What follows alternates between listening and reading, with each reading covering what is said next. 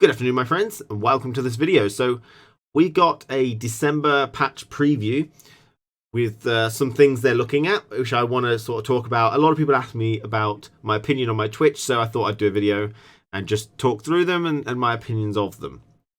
Now, they're still planning the patch for December 4th, which is when it's coming out on console, which is about 2 weeks, which is not long at all. Not long at all. So here we go. Some low effort content, okay? Here is the patch preview. Now, the first thing I want to mention is the main focus are on tweaks to card power and provision cost. Now, this is not everything they're doing, just the highlights, the preview of it, but this does seem to indicate that we're not going to get a massive change, sweeping change to reveal. It's just, tweaks to power and provision to try and balance and make the game more enjoyable.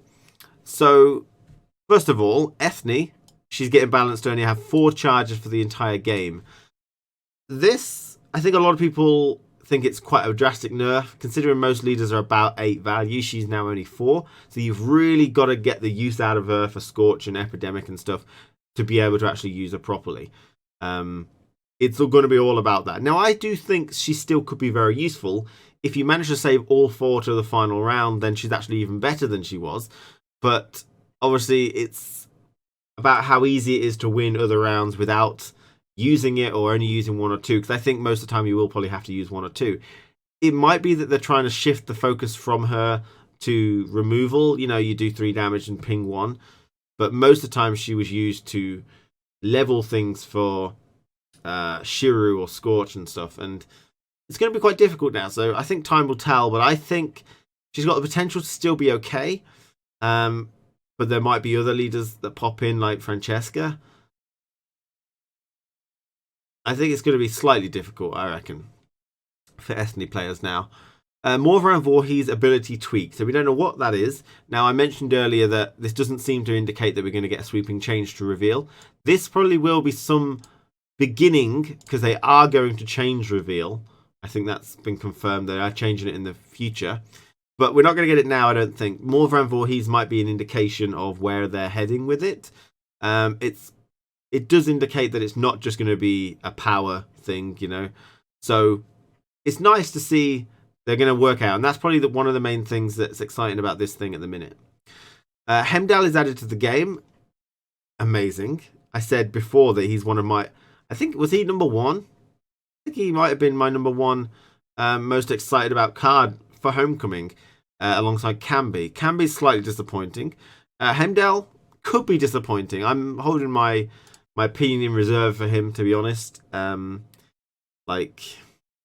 can't imagine what he could do, and I got the feeling I might be disappointed, so we'll see. I'm not focusing too much on that until I see it. Thunderbolt potions targets only allies and only 2 charges, which boost for 3. So same value, but it's going to be slightly harder to equalize Shiru, and you can only use it on allies, so you can't use it for Scorch purposes, which I think is fine. I wonder if they're going to do the same thing for Wyvern Scale Shield in the future. You can't buff the opponent. But that's an interesting ability, which I think is a decent one. It doesn't change it too much, which it doesn't need sweeping changes, to be honest. Wolfsbane targets all units, not just enemies. Now, I've been facing a lot of Wolfsbane recently, and it's really hard to deal with. I play Northern Round, so a lot of my units are easily damaged, and most of them are 4 anyway, so it really hurts. So I think that's a big change for Wolfsbane, and might even make it kind of crap now. There's potential that it won't, though. I mean, it does mean that you have to kind of work on both sides of the board. You can't just make all the opponent even. You also have to make all your units odd, which kind of runs in line a little bit with Spectres, how you need to make all your units Spectres if you want to run that Sabrina's Fireball card.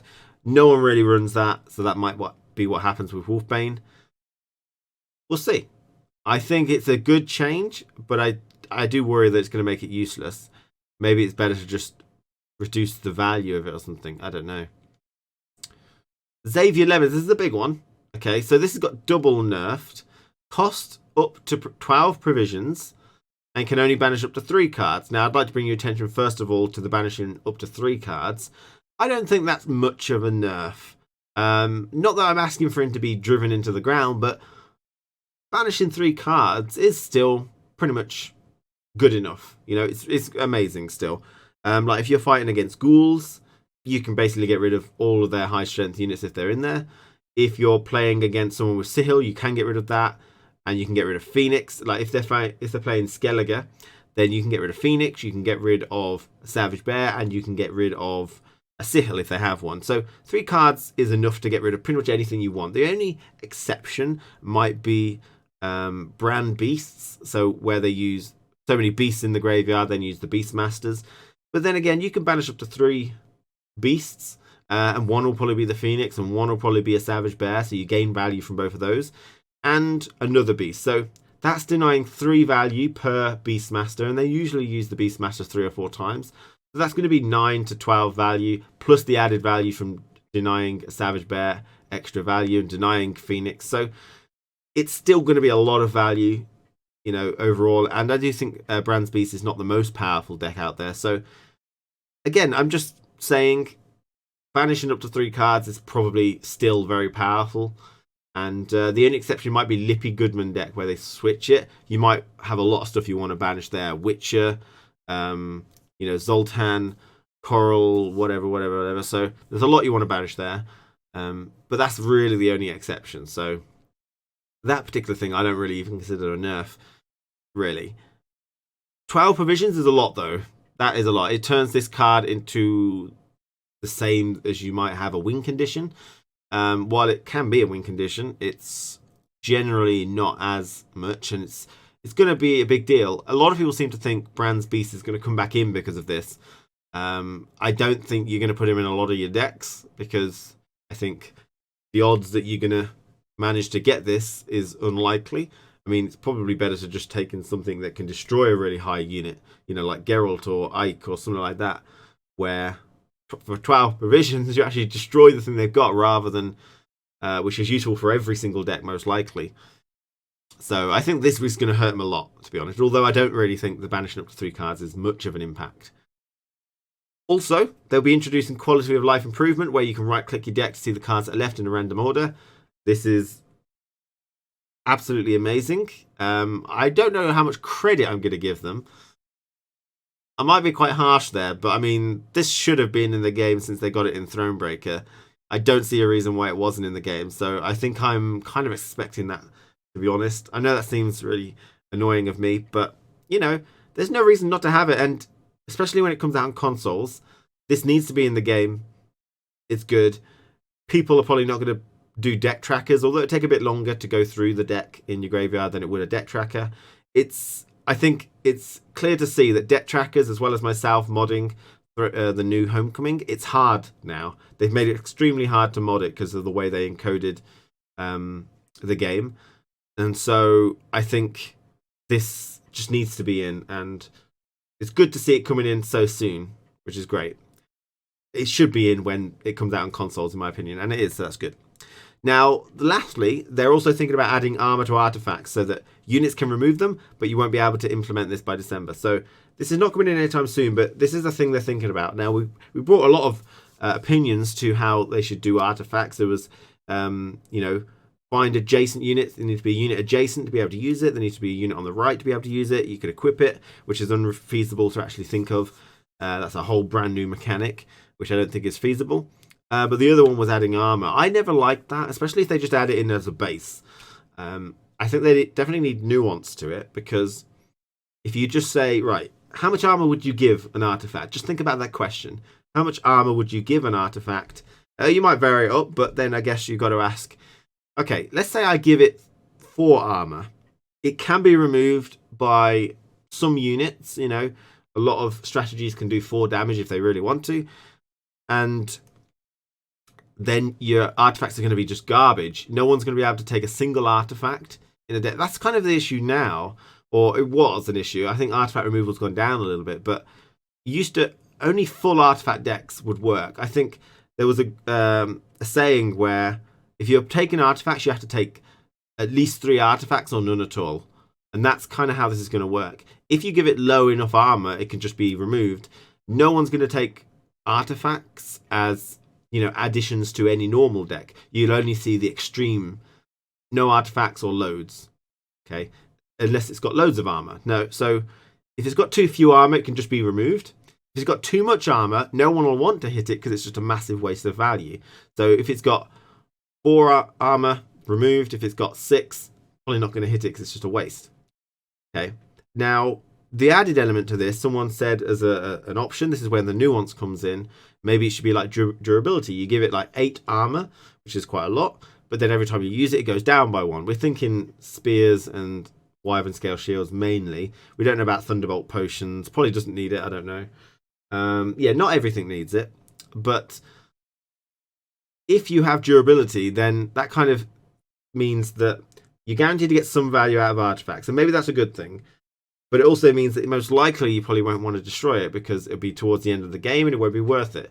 You're doing 4 damage, 5 damage to destroy this artifact where you're only going to be able to get 3 or 4 damage from it because it's towards the end of the game. Now, the exception to that might be is that if they're really trying to set up an Igni, you can spend a bit of your damage to destroy it to prevent that sort of leveling from happening. And then you kind of screwed them up a little bit. Okay, so the durabilities are better, I think, because then it allows you to sort of wait it out a little bit and then deal the damage. And it gets more vulnerable. And it gives people who want to play artifacts, you can put one in a deck and hopefully it won't be removed instantly. The other aspect comes from this is what will happen to things like that just remove artifacts. So the bomb heavers and stuff. Because why would you take something that destroys an artifact over something which just does damage and kills it? Because it has such a broader use. If you can just take damage sources that will deal with artifacts and deal with units in decks that don't use artifacts, then you're win-win. So you have to be very careful about adding armor to artifacts. I wasn't a fan of it personally, but if they're going this route, they do need to do a bit of nuance to it. They need to make sure that if the armor's super high up, then there's still a reason. Like the durability thing, I think probably still has a reason to have artifact removal if you really want. Because then some cards which have a lot of armor, you can get rid of them straight away if they're dangerous. But it's a slippery slope and you've got to be careful with it. Which is why I think they can't just do it. They have to think about it, have a lot of nuance to it, and try and just think it out thoroughly before they just put 4 armor on a Wyvern scale shield and then suddenly everything can kill it. You don't take artifact removal anymore, you just take damage. And to be honest, we're already in a very heavy control meta, so I don't want to see more damage. And that's the thing, you see. So that's my thoughts. Now remember, this is not everything that's coming, but these are the primary things they wanted to discuss, but also tweaks to card power and provisions. So maybe, hopefully we will see some reveal changes, but mainly in the strength. So like those arbalists will get less value, so they're not so good if they hit the high roll and stuff possibly. But I mean, generally an RNG roll should it be below average and then above average? So it should be like 4 value and then 6 value or something. I don't know. Thank you for watching, everyone. Take care, and I'll see you again next time.